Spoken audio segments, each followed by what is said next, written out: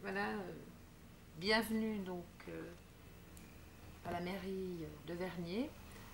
Je vous remercie de vous être déplacés pour cette conférence de presse importante pour nous, autorités, et comme partenaire pour les représentants du Conseil économique et social, puisqu'ils ont travaillé donc sur ce pacte pour l'emploi. Je vais faire juste en bref un petit historique du pourquoi nous sommes arrivés, nous rencontrons aujourd'hui. Donc vous savez que nous avons une population sur la commune de Vernier, surtout de jeunes qui ont certaines difficultés en fin de scolarité ou bien avant leur fin de scolarité. Et nous avons deux éducateurs de rue qui travaillent sur la cité des Avanchets. Et nous collaborons étroitement avec eux par rapport justement à ces jeunes qu'on dit en zone, en perdition, mais enfin des jeunes qui ont de grandes difficultés, qui sont souvent des jeunes adultes. Et nous nous sommes rendus compte qu'avec le travail d'éducation de rue, lorsqu'ils arrivent un peu à sortir de leur zone, comme les éducateurs le disent, il y a un manque par rapport au monde du travail qui pourrait continuer leur réinsertion. Ce sont des jeunes qui peuvent difficilement retrouver une place fixe sur 40 heures par semaine, puisque souvent ils ont été en rupture pendant de nombreuses années, qui fait qu'il faut qu'ils puissent trouver des petits moments de travail avec des gens évidemment qui puissent les accompagner et des patrons et des employeurs compréhensifs, parce que c'est pas évident quand on a arrêté et qu'on est en dehors de la société pendant 4, 5, 6 ans, de pouvoir se relever, un simple exemple, se relever relativement normalement tous les matins à 6 heures pour aller travailler à 7 heures. Donc dans notre réflexion, c'est de dire à un certain moment il faut qu'on fasse un pas de plus, et comment essayer de pouvoir trouver des moments de travail pour ces jeunes en réinsertion, pour d'une part, pas que ce soit simplement des petits moments de bénévolat dans une association ou bien par rapport à une fête, mais enfin vraiment de retrouver le monde du travail avec évidemment toutes ces contraintes, et pour les jeunes la possibilité quand même de gagner leur vie par le monde du travail et pas simplement à travers l'assistance. Je voudrais juste faire encore une réflexion. J'ai eu l'occasion de rencontrer mercredi après-midi les deux éducateurs de rue, et leur grand souci actuellement c'est que on ne sait plus comment faire avec ces jeunes, et on a tendance au niveau de l'État malheureusement à systématiquement les mettre à l'AI. Et ce sont des jeunes qui évidemment quand ils sont à l'AI n'ont pas vraiment de débouchés et ne sont pas des gens qui devraient être à l'AI proprement dit par rapport à un handicap physique, etc. Donc là-dessus, nous nous sommes dit comment faire pour pouvoir contacter les entreprises de la commune qui pourraient aider, offrir quelques places pour ces jeunes. Et nous nous sommes rendus compte que si nous, en tant que commune, avec les deux éducateurs de rue, nous contactions l'ensemble des entreprises de la commune de Vernier, on aurait peu ou pas de succès, puisqu'il fallait avoir quand même un projet assez précis, et l'encadrement de ces jeunes est important. C'est pour ça que dans nos contacts, nous avons rencontré donc, le Conseil économique et social pour savoir où ils en étaient sur le rapport sur l'exclusion et tout ce qui était en train de se faire au niveau de cette réflexion. Et c'est là que le Conseil économique et social nous a proposé de pouvoir, qu'il avait la possibilité de travailler sur ce sujet avec l'objectif de trouver une réflexion et un travail sur l'emploi de Vernier. Vous pouvez me dire pourquoi la commune par rapport au canton. Je crois que l'idée était que le travail de proximité de la commune, par les travailleurs sociaux, par les animateurs des centres de loisirs, par les enseignants, par les enseignants du cycle d'orientation, par les éducateurs de rue, sont à même de pouvoir étudier cette population. Ils travaillent tous les jours avec, et de pouvoir identifier réellement les besoins de ces jeunes. Donc le conseil municipal a accepté au mois d'avril dernier le vote d'une somme d'un crédit d'études pour le Conseil économique et social. Et le Conseil économique et social a rendu son étude qui s'intitule Pacte communal pour l'emploi au début juillet. Pendant l'été, le Conseil administratif a étudié attentivement la proposition et il a soumis donc cette proposition d'adhésion au pacte pour l'emploi au Conseil municipal de mardi dernier, du 16, où le municipal a voté une résolution d'adhésion. Et la première étape, donc, est aujourd'hui la conférence de presse pour cette présentation. Et je crois que c'est M. Torel qui a même, puisque c'est eux qui ont réalisé l'étude, de vous présenter les grandes lignes de ce pacte pour l'emploi.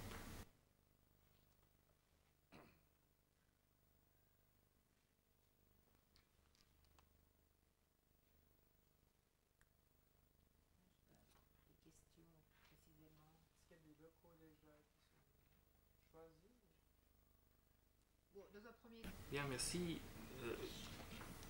Donc effectivement, on a reçu un mandat de la commune de Vernier nous demandant d'étudier de faire des propositions concrètes en vue de se doter d'instruments efficaces dans la lutte pour l'emploi. La réflexion est partie effectivement, comme indiqué, à partir d'un constat pour les jeunes. La question qui est venue très rapidement pour le Conseil économique et social, enfin deux questions principales, c'est d'une part qu'est-ce qu'une commune peut faire dans ce domaine, compte tenu de l'ensemble du dispositif institutionnel suisse et local genevois dans ce domaine. Est-ce qu'il reste une place? Est-ce que la commune a un rôle? Quel est ce rôle? Et puis la deuxième question, est-ce qu'il convient, c'est une question plus politique, on y a répondu, enfin on a fait des propositions, est-ce que il faut faire des propositions sur un dispositif qui s'adresse qu'à une partie de la population, ou est-ce que dans le domaine de l'emploi, il s'agit de faire des propositions au service de l'ensemble de la population d'une commune? Alors, en ce qui concerne la première question, il nous est apparu assez rapidement, en travaillant avec les acteurs de terrain, que la commune pouvait jouer un rôle important dans le domaine de la lutte contre le chômage ou pour l'emploi, en utilisant un atout qui est celui de la proximité, c'est-à-dire d'entrer très près des acteurs, d'en être très proche géographiquement, mais aussi hiérarchiquement, c'est-à-dire d'être beaucoup plus dans le terrain, plus près des gens. C'était la première chose. Le deuxième aspect, la deuxième question, il nous est apparu qu'il était plus utile de mettre un dispositif cohérent en place qui s'adresse à l'ensemble de la population, tout en répondant à cette situation délicate, difficile et d'urgence qui a été décrite par Gabriel Falquet en ce qui concerne une partie des jeunes qui habitent la commune, ou en tout cas qui fréquentent la commune de façon assidue pour des activités qui ne sont pas toujours tout à fait appréciées par les autorités et la population. Anticipé, mais qui apparaît, c'est que la composition de la population, de population modeste, d'employés, de salariés, est plus touchée par le phénomène de chômage que les populations d'autres communes du canton. Autre constat, parce que c'est des chiffres toujours intéressants qu'on oublie, donc le taux de chômage de Vernier est de 1%, plus élevé que le taux de chômage cantonal. Ensuite, on a aussi constaté qu'à Vernier, on avait un emploi pour 4 habitants. C'est mieux qu'au Nez où il y en a un pour 10, mais c'est nettement moins bien que la ville où il y en a un gros 1 pour 1. Donc on a aussi là une caractéristique. On a regardé les entreprises de la commune et on constate alors que la plupart des entreprises sont des toutes petites entreprises. Ce qui est d'ailleurs assez conforme l'image de l'ensemble de la Suisse. Et on doit s'enlever de la tête, et c'est toujours une histoire dans tous les débats, partout, c'est que quand on parle entreprise, on a toujours une image de l'usine avec des masses de gens qui travaillent dedans. Or, les entreprises suisses, et dans cette commune, c'est tout à fait le cas, l'écrasante majorité des entreprises, plus de 70%, comptent moins de 10 employés. Donc on est vraiment dans une petite entreprise, ce qui ne signifie pas d'ailleurs qu'elles occupent la majorité des employés de la commune, ce qui est aussi une autre histoire, parce qu'il y a quelques mastodontes, dont les services industriels, mais il y en a d'autres, il y a Rolex, il y a Givaudan-Roure et quelques autres grandes entreprises qui vont occuper un taux tout à fait important des emplois situés dans la commune, mais en même temps, il y a à côté de ça alors une multitude de petites entreprises. Et la proximité, on la retrouve. L'idée, en ce qui concerne l'emploi, c'est de mobiliser les petites entreprises. Les grandes aussi, bien sûr, mais elles sont structurées pour le faire et pour gérer les problèmes de personnel de façon nettement plus efficace que les petites, pour des raisons qui ne sont pas liées à des raisons de compétences, mais qui sont liées simplement à des raisons de ressources qui peuvent être affectées à la gestion des questions de personnel dans des grandes, alors que les petites n'ont pas ces moyens financiers tout simplement de gérer ces ressources. Et puis 3 projets proposés. La création d'un service de placement, c'est tout bête, qui lui est destiné alors plus particulièrement aux jeunes. Avec il s'apparente, ce service de placement, à un service classique tel que Manpower, Job Service ou Adecco, du point de vue de sa structure et de l'idée du fonctionnement, en gros. Mais il a quelques particularités. D'une part, il s'adresse à une population spécifique, et d'autre part, il va, en collaboration avec les services sociaux, s'occuper de l'encadrement social et, cas échéant, éducatif ou formatif des jeunes qui seront placés. Donc ce service de placement fonctionnera comme une entreprise de placement, contact avec les entreprises de façon très précise pour détecter les possibilités de travail que ces dernières peuvent offrir, en ne demandant jamais à l'employeur de s'occuper de la partie sociale et éducative, mais de s'occuper de ce qu'il sait faire, c'est-à-dire fournir du travail, organiser du travail et le vendre, en le déchargeant des autres problèmes qui peuvent être liés à la personne qu'il s'agit d'insérer ou de réinsérer. C'est-à-dire le volet social et le volet éducatif pris en charge par le service de placement, ainsi d'ailleurs que les captages éventuels d'aide à la réinsertion qui peuvent être disponibles par différents dispositifs légaux et réglementaires dans ce but. Et donc l'employeur reçoit une facture de service et est déchargé du reste. Donc ça c'est une des... Et en proximité, bien entendu, sur ce terrain-là. Ensuite, un deuxième volet, enfin, sur ce point, on a essayé, le Conseil économique et social a essayé de vérifier si l'hypothèse tenait la route. Disant, est-ce que ces petites entreprises ont du travail à fournir? Et dans ces conditions, est-ce qu'elles seraient d'accord de faire de marché?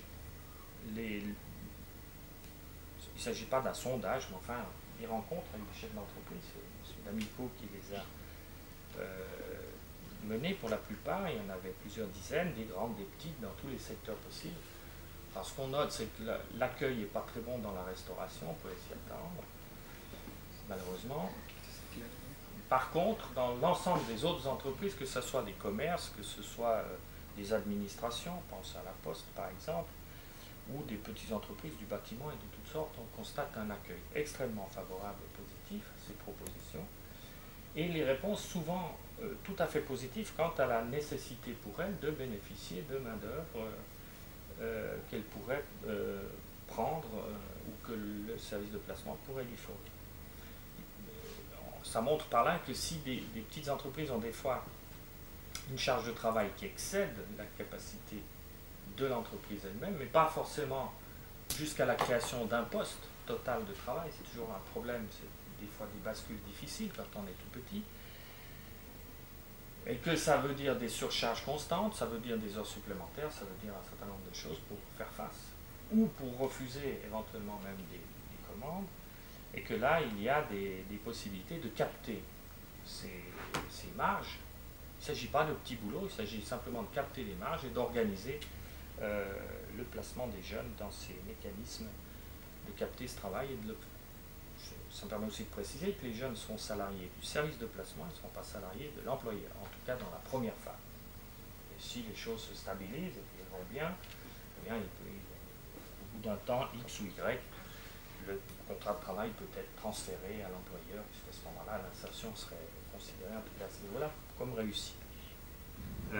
Parce que le travail, c'est aussi une rémunération, et qu'il est important de fournir la rémunération, parce qu'elle peut être décisive pour certains qui vivent et qui gagnent de l'argent en zone ombre, à travers des activités que je ne vais pas décrire, mais dont vous pouvez imaginer la nature, de toutes sortes. Eh bien, il faut donc qu'il y ait un salaire, parce qu'il faut... Et un dépliant à distribuer autour, dans la zone où la personne se trouve, pour capter ou faire savoir qu'elle est disponible pour faire ceci ou cela. Ça peut être du contentieux, ça peut être un certain nombre de services qui seront financés, enfin qui seront facturés à la personne. Des taux intéressants, indiqués dans le lignon et les avant-chais, permettant ainsi de resserrer le lien social. C'est aussi l'idée de la proximité. L'information n'est pas celle de l'agence télégraphique suisse, de France Presse ou d'autres, il s'agit de l'information qui est captée dans la vie locale. C'est pour ça qu'on parle de micro-quotidien d'une certaine manière, diffuser tout ménage, financement par la pub avec des professionnels, mais aussi des possibilités là d'emploi de nature alors extrêmement variée. Pour ceux qui connaissent les journaux, vous aurez tous une idée, ça offre une panoplie de travail extrêmement varié, et donc là il y aura des possibilités soit d'insertion à travers des contrats d'insertion en mobilisant différents dispositifs sociaux ou d'assurance chômage qui sont à disposition. Donc voilà ce qui a été proposé à la commune par le rapport que le Conseil économique et social a mis au point, a mis sur pied. On a vérifié la faisabilité au regard des dispositifs légaux. On n'a pas regardé la faisabilité politique, ça c'était pas notre affaire, c'est l'affaire de la commune et puis ensuite des autorités, qu'elles soient cantonales aussi, et peut-être fédérales. Mais en termes de faisabilité, la LACI, la loi sur l'assurance chômage et les mesures actives sur le marché du travail est le dispositif principal qui peut être mobilisé dans ce cadre. Il n'y a aucune contre-indication. Ces trois propositions peuvent entrer dans le cadre des mesures du marché du travail telles qu'elles sont désignées par la loi et donc financées à ce titre de façon assez importante. Ensuite, on a fait l'étude sur le plan cantonal, différents dispositifs en ce qui concerne l'éducation, les captages de possibilités de financement, il y en a un certain nombre. On a aussi étudié la possibilité de voir si le service de placement, ce type de travail, était en contradiction avec le dispositif de placement de l'Office cantonal de l'emploi. Là aussi, sur le plan légal, les possibilités existent de collaboration, voire même de délégation de pouvoir de la part de l'État à une collectivité communale de certaines activités. Je ne dis pas que la volonté politique existe, ce n'est pas mon rayon, mais je dis simplement que légalement, les bases juridiques et légales existent. Le reste est une autre histoire qui commence maintenant par la mise en place du pacte, bien entendu. Donc, proximité, un service ou des services à l'ensemble de la population. Et puis je crois qu'il est bon de préciser aussi que nous n'avons pas voulu entrer sur cette question de l'insertion professionnelle, de la réinsertion, à travers le social, mais le regard principal à travers l'économique et l'emploi. Si c'est un problème d'emploi qui est posé, on le traite par l'emploi. Si les gens qui sont sans emploi ne sont pas forcément des cas sociaux et n'ont pas forcément besoin d'une aide sociale au sens strict du terme, ils ont besoin d'emploi dans ce cas-là, si on considère que c'est important, bien entendu. Voilà, je crois que j'ai donné les grandes lignes du contenu du travail qui a été fourni par le Conseil économique et social. Et puis, pour nous, le travail est terminé. Pour le Conseil économique et social, je dirais que, évidemment, que pour le Conseil économique et social, ce serait tout à fait formidable que ces propositions voient le jour, parce que ça permettrait de vérifier de valoriser le travail fourni, mais ça, c'est plus notre histoire. c'est en tout cas plus l'histoire du Conseil économique et social. Donc pour la suite, parce que c'était pas simplement, donc nous allons, après l'accord des autorités communales, de l'exécutif et du législatif, d'adhérer à ce pacte pour l'emploi, donc avec une volonté politique de faire quelque chose pour lutter contre le chômage sur la commune par rapport à notre population de proximité. Donc dès la semaine prochaine, une information sera faite à l'ensemble des associations de la commune par quartier. Donc des séances vont être organisées d'information par quartier sur la commune. Les séances d'information sont organisées, sont déjà agendées, donc les gens entre hier et lundi vont recevoir l'ensemble des convocations. Les séances sont agendées avec évidemment les entreprises de la commune, les commerçants, les médecins. Pourquoi les médecins, vous me direz, mais dans l'idée c'est que souvent le médecin qui reçoit les gens qui ont des problèmes liés au chômage, donc est à même aussi d'informer des possibilités qu'il y a sur la commune. Au niveau des enseignants, bien sûr, enseignants des 2 sites d'orientation de la commune et enseignants aussi du primaire. C'est important aussi d'associer les enseignants du primaire et bien évidemment les informations au niveau des syndicats. Donc l'idée est que l'association s'appelle en raccourci VIE, afin de donner toute la signification à cet acte et à ce qu'on doit faire par rapport à la lutte contre l'emploi. Un autre élément contre le chômage. Un autre élément important, nous sommes donc liés à Genève et nous ne pouvons pas travailler tout seul dans son petit coin et je crois que ce serait une erreur. Donc les contacts ont déjà été pris avec l'Office cantonal de l'emploi. Une information a été faite après le vote du crédit d'études, puisque ça avait paru dans la presse, donc le directeur, M. Perrin, a pris contact avec la commune afin qu'il y ait une information. Et nous avons donc reçu déjà en primeur M. Perrin avec M. Torel qui représente le Conseil économique et social, afin de donner une première information. Lundi matin, donc le 24, le 21, je ne sais plus, j'aurai présenté donc le pacte pour l'emploi avec les différentes possibilités dans le cadre du groupe État-Commune où Mme Bernasconi et moi-même représentons l'association des communes genevoises et où dans ce groupe il y a l'ensemble des partenaires des différents départements, c'est bien l'orientation professionnelle que le chômage, que la réinsertion et aussi la ville de Genève. Donc ce document sera présenté lundi matin à l'ensemble des départements afin de voir bien sûr quelle collaboration nous allons pouvoir établir ensemble, d'une part pour que, et je crois que là le message a déjà passé au niveau de M. Perrin, que ce n'est pas prendre le travail de l'Office cantonal de l'emploi, de toute façon on n'a pas la possibilité et ce serait tout à fait ridicule qu'une commune se prenne pour l'Office cantonal de l'emploi, mais surtout l'idée de proximité, qu'est-ce qu'on peut faire nous, et de relais par rapport à eux, à ce qu'ils offrent. L'ensemble des séances, donc met à disposition pour n'importe qui, les salles, etc., s'il y a besoin. On peut imaginer déjà une collaboration dans un premier temps avec la permanence chômage qui existe sur la commune, à la maison de quartier derrière le Lignon, qui a aussi un matériel logistique et informatique qui pourrait être mis à disposition. Il y a évidemment, bien sûr, la collaboration avec le service social de la commune et la collaboration avec les différents services sociaux de la commune.